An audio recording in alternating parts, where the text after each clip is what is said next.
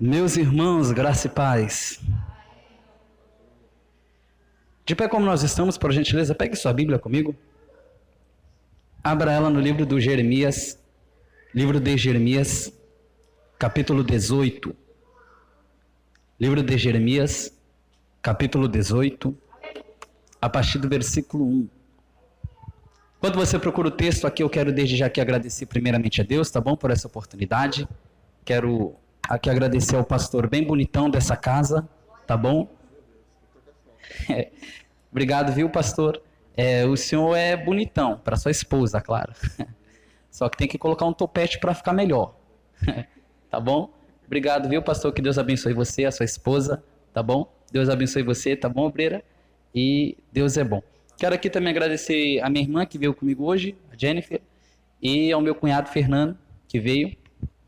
E vamos dar glória. Gente, eu já quero deixar bem claro aqui que eu não sou emocionalista à quantidade, tá bom? Não sou emocionalista à quantidade, estou acostumado a pregar para um público maior, mas se não veio, glória a Deus por isso. Eu ainda creio num Deus que opera entre 2 ou 3, tá bom?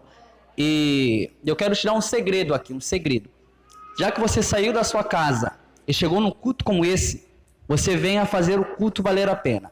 Pregador, como que eu faço isso? Simplesmente prestando o que você tem desde sua casa para oferecer aqui, tá bom? Eu tenho certeza que você não vai se decepcionar com este culto.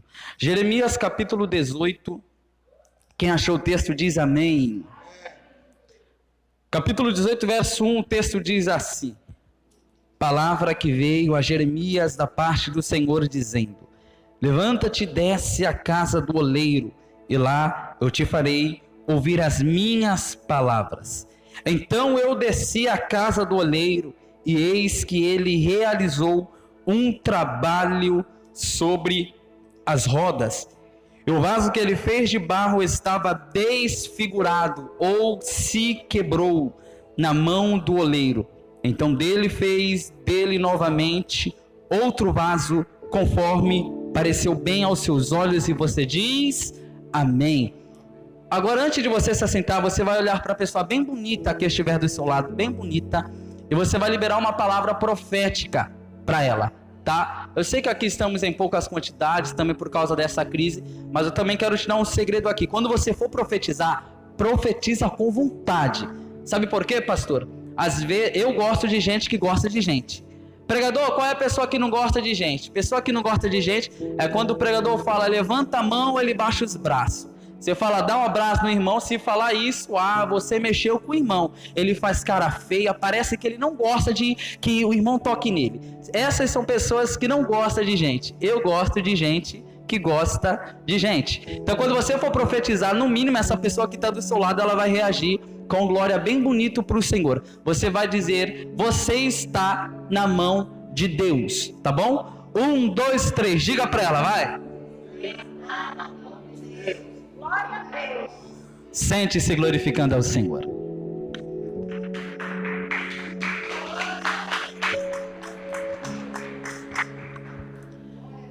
Queridos santos de Deus, eu vou ser bem breve aqui, mas eu só preciso da sua atenção.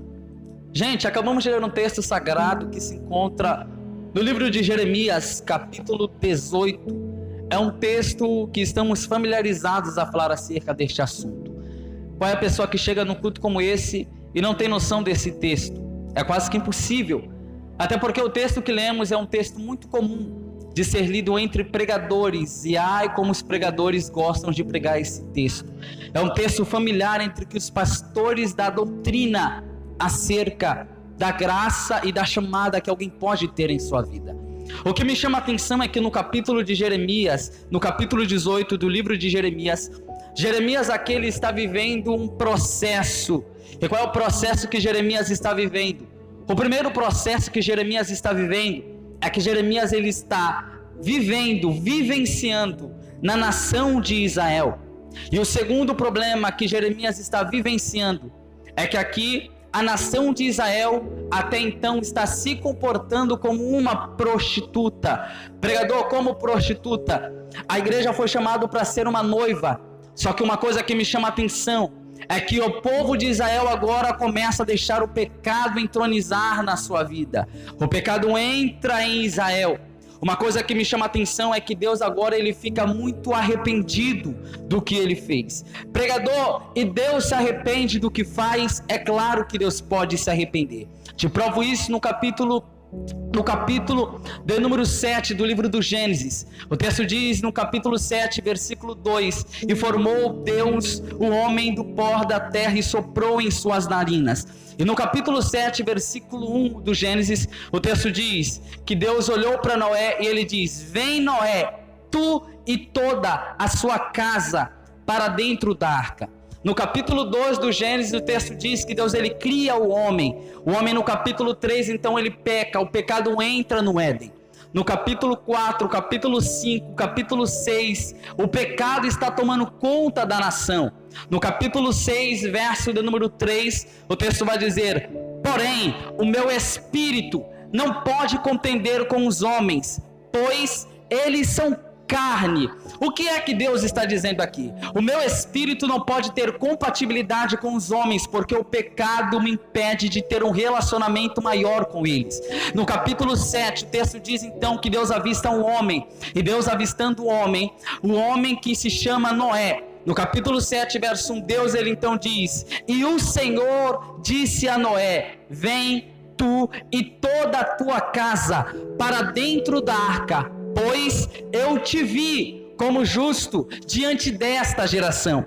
No capítulo 6, Deus se arrependeu de ter criado o ser humano. Então no capítulo 6, Deus ele pensa: eu vou acabar com a humanidade, eu vou acabar com a terra. O pecado entrou dentro da terra e eu já não tolero mais isso. Só que no capítulo 7, verso 1, quando Deus decide destruir a terra, Deus encontra um homem chamado de Noé, que no meio de um lugar que está cheio de pecado, Noé ainda é alguém que faz a diferença no ambiente que está corrompido. Pregador, então me explique isso aqui. O texto diz então que Deus ele levanta Noé, e Deus, se arrependendo do que ele havia feito, o texto diz que Deus manda Noé construir uma arca. Quem me ouve diz amém. Noé ele constrói uma arca, gente. O que me chama a atenção é que o tempo vai passando. Noé ele peca no capítulo 9 do Gênesis, e Deus outra vez ele vai ver que o projeto que ele fez está indo por água abaixo. O terceiro projeto de Deus foi Cristo. Então Adão foi o primeiro, Noé foi o segundo, Cristo foi o terceiro. O tempo está passando. Em Jeremias capítulo 18, a nação está corrompida novamente. O que me chama muita atenção é que Deus então decide falar com Jeremias e decide se comunicar. Quando Deus decide falar com Jeremias, o texto vai dizer que Deus, olhando para Jeremias, diz: Jeremias, levanta-te e desce até a casa do oleiro. O que me chama muita atenção e é fascinante aqui é que no capítulo 18, Jeremias aqui, ele representa ele mesmo, que é o profeta. E o barro que Jeremias vai enxergar, ou o vaso que Jeremias enxerga, representa toda a casa de Israel. No capítulo 18, verso 1, Deus ele diz: levanta-te e desce a casa do oleiro. Gente, presta atenção aqui que a primeira ordem de Deus para Jeremias é: levanta-te. Simbolicamente, Jeremias aqui está representando a cidade de Israel, porque Deus nunca vai falar para uma pessoa se colocar de pé se ela já estiver de pé. Você entende? Quando Deus diz: Jeremias, levanta-te e desce a casa do oleiro, Deus está dizendo: Jeremias, eu preciso de um posicionamento na sua vida. Jeremias ele levanta a gente, só que no versículo 2 do capítulo 18, o texto vai dizer que Jeremias ele desce a casa do oleiro. Gente, sabe o que me chama a atenção? Que no capítulo 18, verso 2, Deus diz: levanta-te e desce. No capítulo 18, verso 3, o texto diz que Jeremias ele então desce a casa do oleiro. Versículo 2, Jeremias ganha a orientação. Versículo 3, Jeremias chega até o endereço. Mas sabe o que é interessante aqui? Deus não dá o endereço a Jeremias, só vai dar glória a quem está ligado. Pastor, Deus não dá o endereço para Jeremias. Jeremias não tem Google Maps. Jeremias não tem endereço. Jeremias não tem localização fixa no WhatsApp. Jeremias não sabe o endereço. E Jonathan, Deus decide não dar o endereço? É claro que não deu, está claro aqui.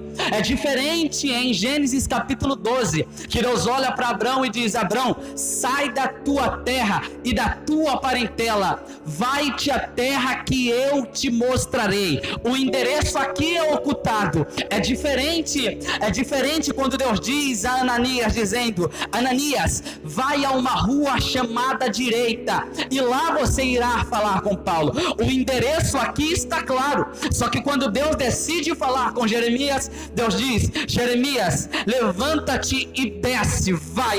Só que Jeremias não tem o endereço. Sabe o que é muito interessante aqui, gente? A pergunta que eu fiz quando eu li esse texto, pastor, é: por que Deus não deu o endereço para Jeremias? Porque uma coisa que me chama a atenção: Jeremias representa alguém que tem chamada, e Deus nunca dá o endereço para quem tem chamada. Não, pregador, é claro que não.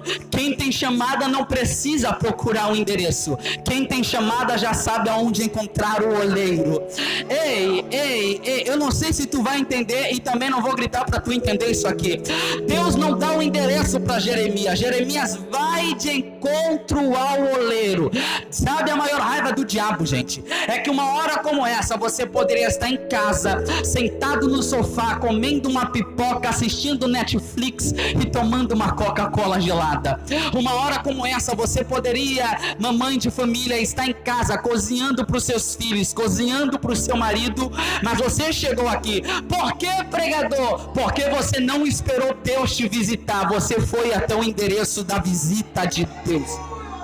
Esse glória dá para ser melhor, porque Deus chegou para te dizer: a maior raiva do diabo é que nessa noite não é Deus que vai encontrar você. Não, pregador, é claro que não. A maior raiva do diabo é que você já encontrou Deus antes mesmo dele te achar. Se você encontrou a Deus, levante a mão e libere a maior glória da noite. Jeremias, ele tem um endereço. E o que me chama a atenção é que a gente somos pessoas que procuramos o endereço na nossa vida, pastor. Todo mundo procura o endereço da vida.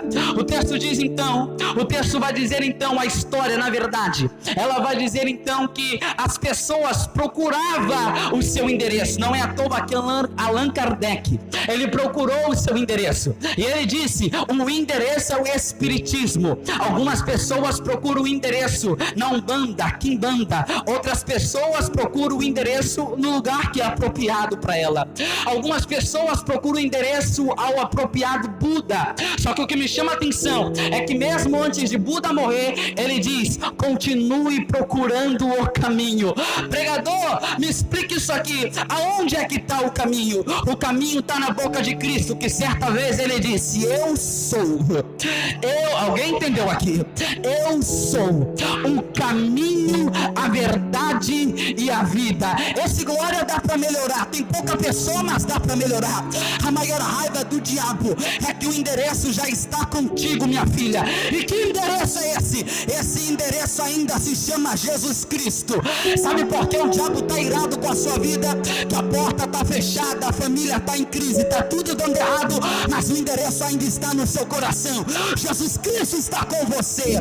Deixa eu ver quem tem o endereço. Levante a mão esquerda, levante a mão direita e libere o glória para aquele que está com o endereço. Você tem que entender que você tem um endereço. Esse endereço foi pregado na cruz no Evangelho de João capítulo 19. O texto diz então que Jeremias, ele chega no endereço. Sabe o que me chama a atenção, gente? É que o texto diz no versículo 4, no capítulo 18, pastor, que Jeremias, olhando o oleiro trabalhar sobre as rodas. No versículo 4 ao versículo 5, o texto vai dizer que enquanto Jeremias olhava o oleiro trabalhar, o vaso se quebrou. Não, se você está comigo, diga: o vaso se quebrou. Uau, o vaso se quebrou, gente. Enquanto Jeremias, ele chegou no endereço, pastor, o texto diz que enquanto Jeremias está olhando, o vaso se quebrou. quebrou. Só que no original do texto não é o vaso se quebrou, no original do hebraico é o vaso se desfigurou. E qual é a diferença do vaso quebrado para o vaso desfigurado? O vaso só se quebra quando passa pela fornalha, e o vaso desfigurado, ele só se desfigura porque prova que ele não passou pelo fogo. E quando prova que ele não passou pelo fogo, prova que ele ainda está mole.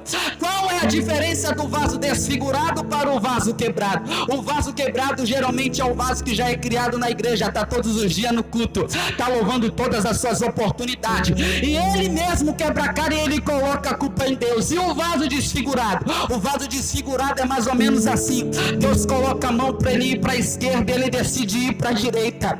Deus coloca a mão na direita, ele decide ir para a esquerda. O texto diz que o vaso se desfigurou.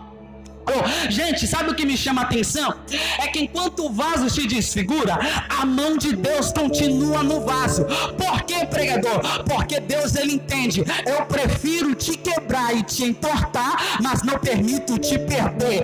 É por isso que você chegou no culto como esse. Alguém entendeu aqui? É por isso que você chegou no culto como esse dizendo: pregador, não estou entendendo as crises que bateram na minha vida. Pregador, não estou entendendo as quebras que se apresentaram na minha casa.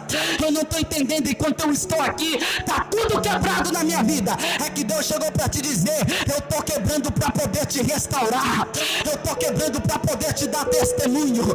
Que é um conselho: que a partir de hoje você não venha chorar pelas quebras. Que a partir de hoje você não venha chegar no culto dizendo: eu estou quebrado, nem glória a Deus eu vou dar. Vai não! Chega num culto como esse dizendo: está tudo quebrando na minha vida, mas eu entendo que está quebrando porque a mão de Deus está no controle da quebra. Ei, alguém entendeu aqui? Alguém entendeu? Levante a mão assim que eu vou profetizar para a tua vida. Deus chegou para te dizer: ei, minha filha, o mundo está quebrando a tua vida para você desviar. O mundo está quebrando a tua família para você largar a tua casa. O mundo está quebrando o teu casamento para você pedir o divórcio. O mundo está quebrando tua chamada para você sair da igreja. Mas Deus está colocando a mão para poder restaurar. Ei, e quando Deus coloca a mão, você não desvia. Quando Deus coloca a mão, a família não quebra. Quando Deus coloca a mão, o milagre acontece, algo chega. Deus chegou para te dizer: o ano de 2020 você foi quebrado. O ano de 2020 a crise bateu, mas 2021, nessa noite Deus chegou para te dizer: a minha mão está chegando, eu vou restaurar a quebra. Se alguém entendeu, se tem alguém que tem glória nessa noite, me dá uma glória dessa noite. Ela é maracheca marrai de play. Ei, Deus chegou para te dizer: esse não é um ano que você vai permanecer quebrado, não, minha filha. Esse não é um ano que você vai perder a família por causa das quebras, não. Ei, certa vez Jesus, ele foi quebrado, pastora. Segundo a história, minha querida missionária, a história diz que a multidão que acompanhava Jesus era 5.000 homens. Quantos homens? Não, diga com graça. Quantos homens?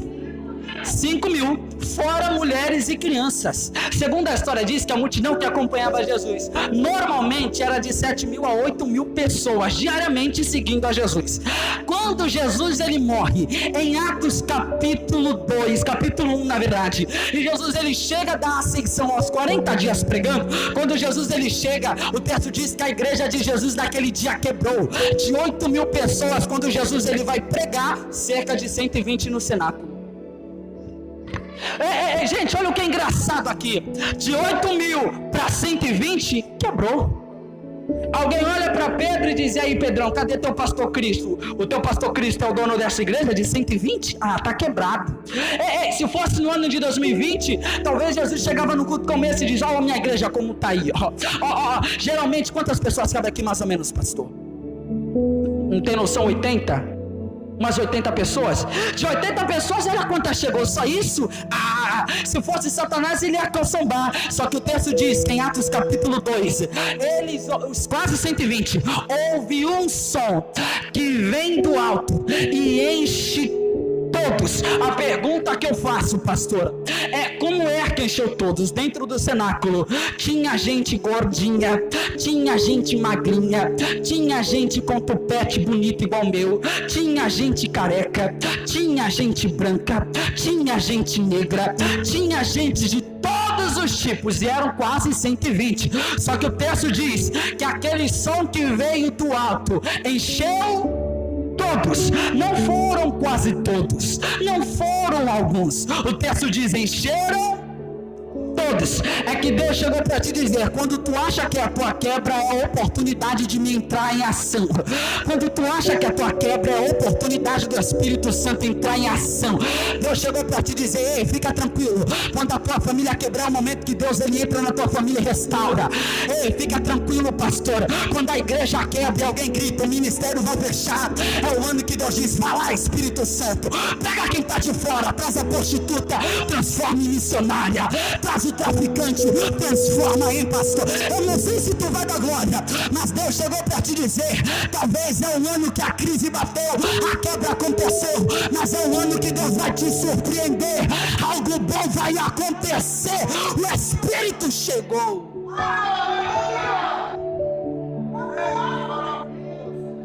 Vou encerrar.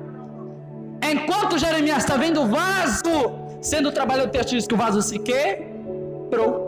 E o texto não diz que o oleiro ele se impressiona com a quebra do vaso. O oleiro não. O oleiro está mexendo, o vaso quebrou. O que a oleiro faz? Ele se desespera. Ai, quebrou o vaso, meu Deus, perdi investimento. Nada. Porque o oleiro nunca ele vai se impressionar com as nossas quebras. A gente se impressiona, mas o oleiro que é dos céus, não. Quem se desespera com as tuas quebras, talvez é o teu líder. Que ele olha para você e diz: mas rapaz, eu confiei tanto nesse jovem, eu confiei tanto nessa moça, ela perdeu o conjunto por causa disso, por que ela cometeu? O pastor também faz isso. Rapaz, eu investi tanto nessa irmã, eu orei tanto por essa irmã, por que ela saiu da igreja, por que ela desviou? Talvez até nós pregadores também se impressionam com as nossas quebras. Poxa, um dia eu preguei para a multidão, outro dia eu prego para... eu não vou pregar. A gente se impressiona, mas o oleiro que está no céu, ele nunca vai se impressionar com as tuas quebras. Só vai dar glória quem está ligado. Eu já vou encerrar. A maior raiva do diabo é que Deus, sabendo que você é quebrado, sabendo que você vai negar, sabendo que você vai trair, sabendo que você vai fraquejar, tropeçar, a maior raiva do diabo é que mesmo sabendo, Deus sabendo que você vai quebrar, Deus ele não toca a sua chamada, Deus não vende sua chamada e Deus não negocia. Satanás, eu imagino Satanás chegando no céu dizendo: dá a família dela que eu quero, dá o casamento dela que eu quero, dá a chamada dele que eu quero, olha como ele tá, olha o jeito que ela tá. Eu imagino o Espírito Santo, que é o nosso consolador e advogado fiel, chegando no céu dizendo: tá não, tá quebrado, mas ainda tem jeito, tá não, ele caiu, mas ainda tem jeito, tá não, ele caiu, mas o mesmo homem que caiu, ele ainda tem um Deus que pode levantar ele do pó e restaurar. Tá não, tá quebrado, mas não tá destruído. Deus chegou para te dizer: o ano de 2021 é um ano que as quebras até chegaram na sua vida, mas é um ano que Deus vai restaurar. Deus vai restaurar. Alguém entendeu aqui? Deus vai restaurar. Mas pregador, a minha família está na crise, está mesmo, mas Deus vai restaurar. Pregador, mas a minha chamada nunca vai para frente, está ruim mesmo, mas Deus vai restaurar. Pregador, meu casamento vai de mal a pior, vai mesmo, mas Deus vai restaurar. Esse não é o ano que você permanece quebrado, é o ano que Deus vai restaurar. Quem é perdedor fica calado, mas quem é mais que vencedor, me dê glória para aquele que é dono da olaria.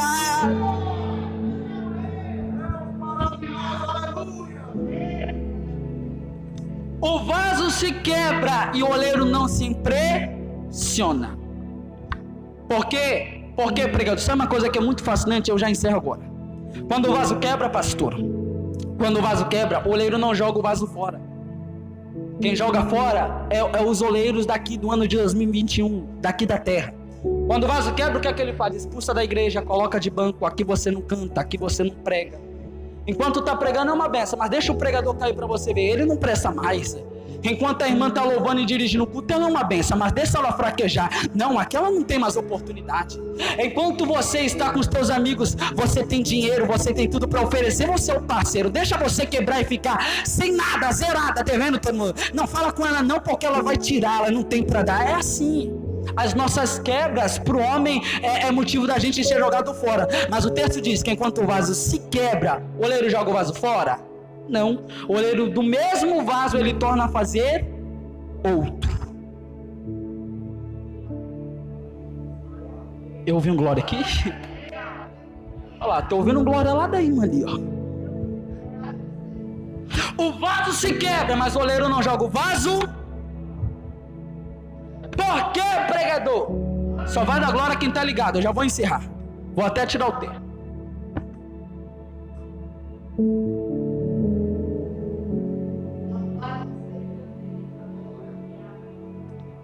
O vaso se quebra, mas o oleiro não joga o vaso fora. Gente, você pode fazer missão, você lê Bíblia, você está ligado comigo. O texto vai dizer a partir do versículo 5. Do versículo 5. Que, versículo 4. O oleiro faz outro vaso, mas é do mesmo vaso, do mesmo material, do mesmo caco quebrado. O oleiro não pega o vaso, joga fora e faz outro, não. Porque se ele estivesse fazendo outro vaso, os cacos velhos não seria mais útil. Porque assim a gente vive assim. Quando um vaso quebra, o que é que ele faz? Pega outro vaso, esse já não presta mais. Quando a conversão quebra, pastor, o que é que a convenção faz? Não, esse pastor já não presta mais, coloca outro no lugar dele. Com Deus não é assim, ninguém é substituível para Deus. Não, pregador, é claro que não.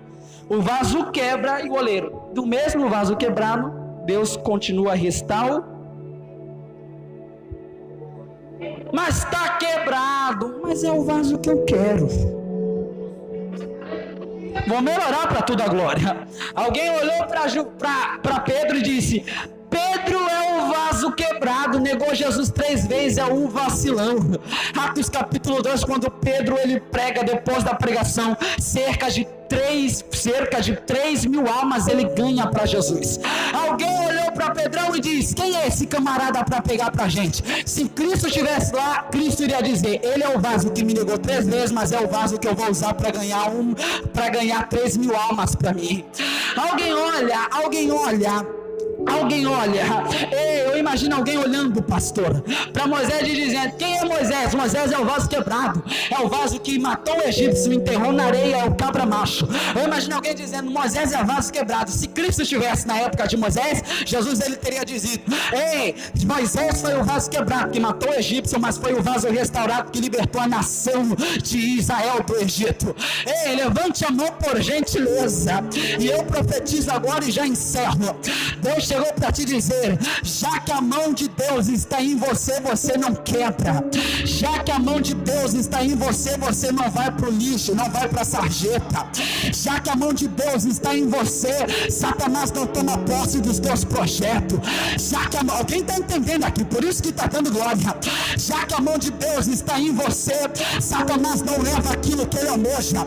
Já que a mão de Deus está em você, você não morre antes do tempo.